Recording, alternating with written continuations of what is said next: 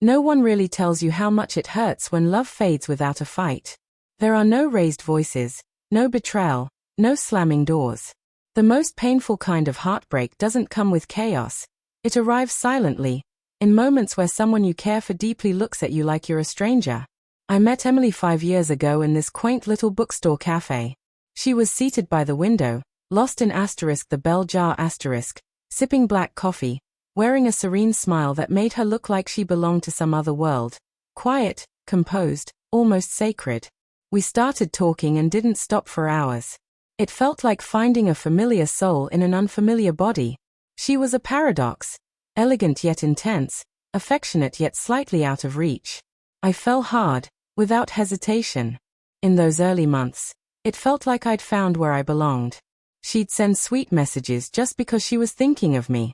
We'd cook meals together, dance to Throwback or and be in the kitchen, fall asleep tangled in each other's arms.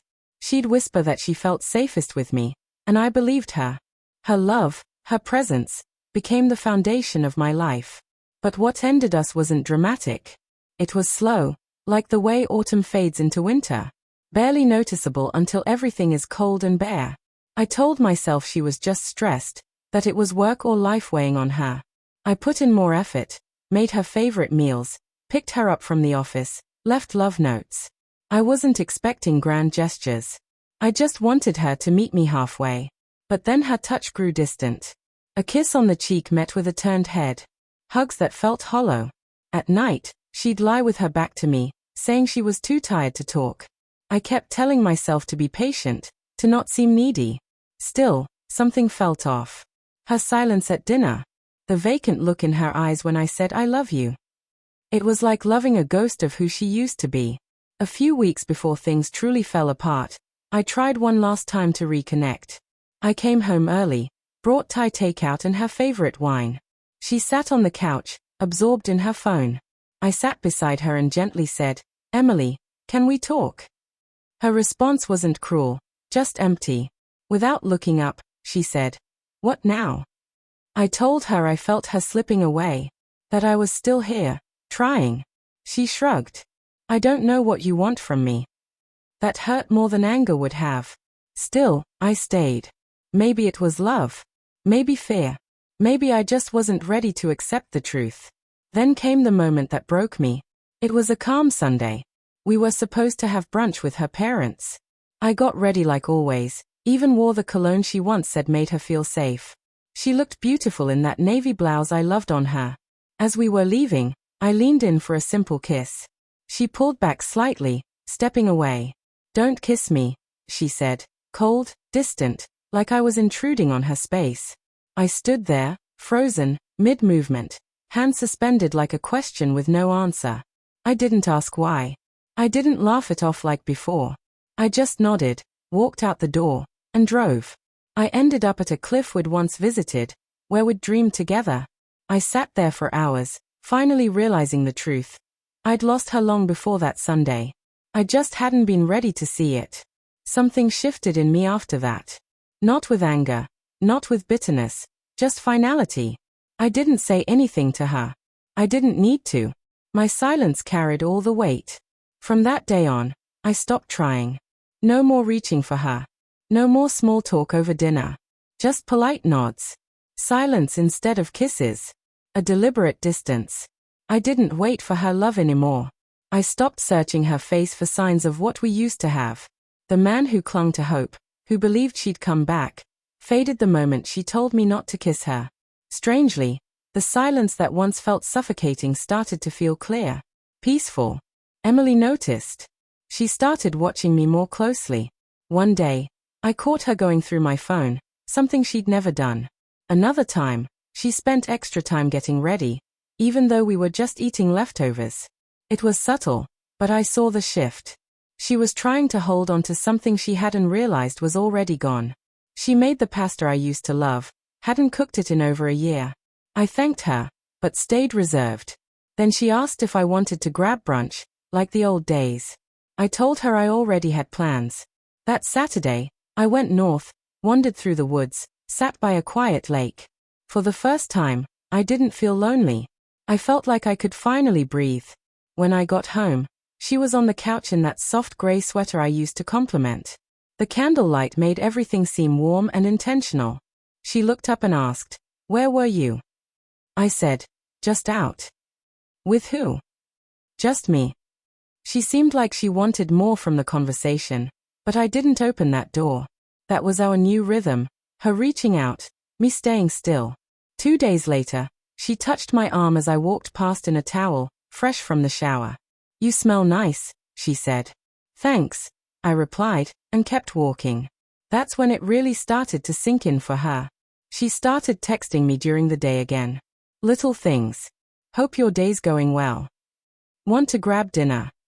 I responded kindly, but never first. I let her feel the quiet I had sat in for months. I let her feel the ache I had carried alone. Because the truth is, by the time she reached for me again, I had already let go. I had already mourned her long before we began to unravel. The woman I once loved had faded slowly over time.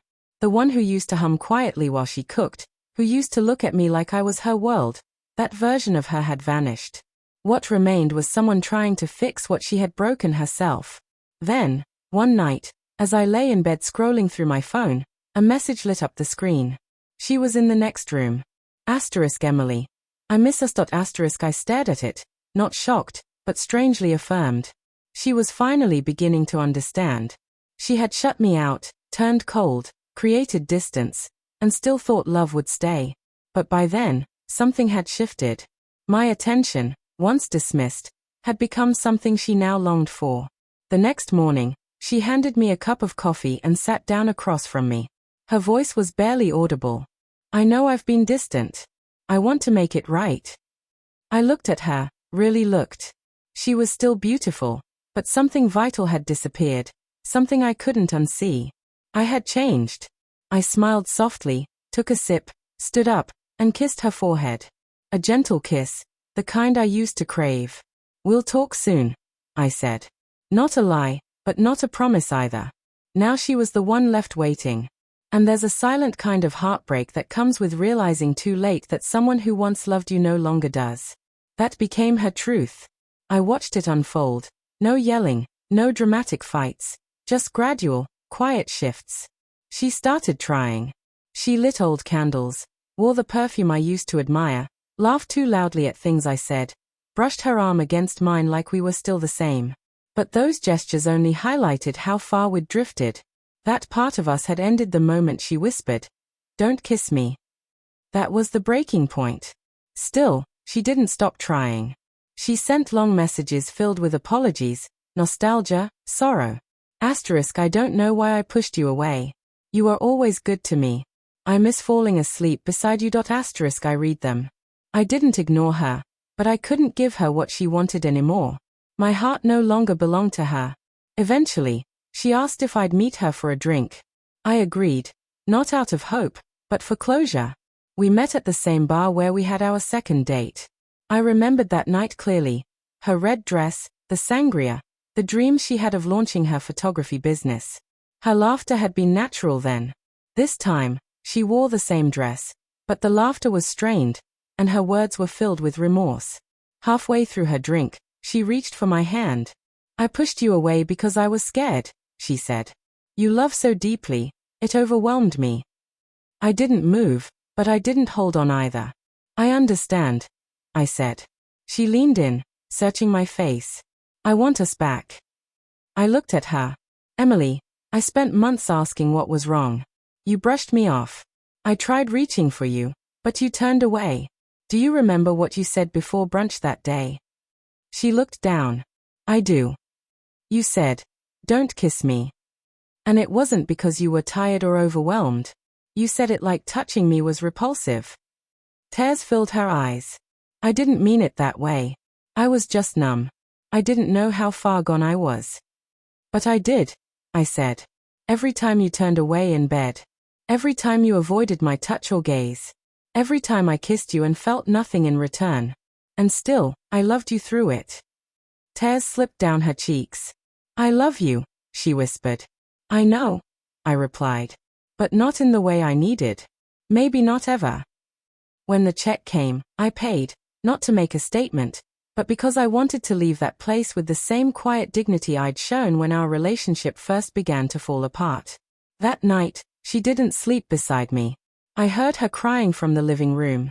And yes, it stung, but not like before. I didn't ache to comfort her. I didn't feel guilt. I just felt done. In the days that followed, she tried harder. Breakfasts, handwritten notes, talk of therapy. She was finally trying to fix things. But she didn't realize I had already healed, on my own, in silence, without her. 2 weeks later, the final conversation happened. We sat on the porch as the sun dipped below the horizon.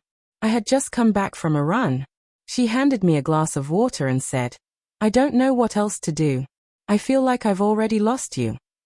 I looked at the fading light, then at her. "You didn't lose me now," I said. "You lost me back then, when you didn't care. I gave you everything, my love, my time, my patience. It wasn't one moment that ended us.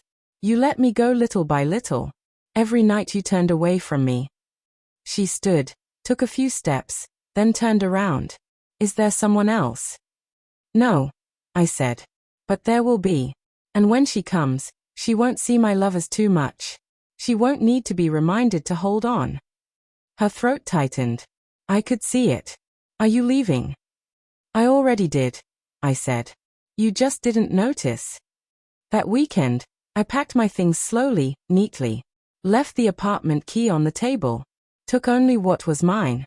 As I reached the door, she stood there, mascara streaked, eyes hollow. "Please," she whispered. "Don't go." I looked at her, my voice calm. "I stayed when you didn't want me. Now that I've found peace, don't ask me to return to pain." And I walked out. I drove to a quiet cabin by the lake.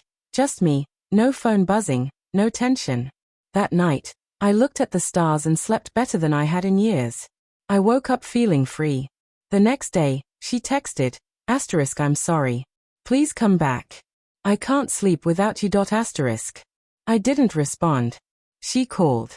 Again and again. But that was the twist. The same woman who once recoiled from my affection was now begging for it. But this wasn't revenge. I had simply outgrown the version of me that waited. She had broken something, not just between us, but within me. And when I finally picked up the pieces, I realized they belonged in a life where love isn't something to be earned through hurt. So I walked on.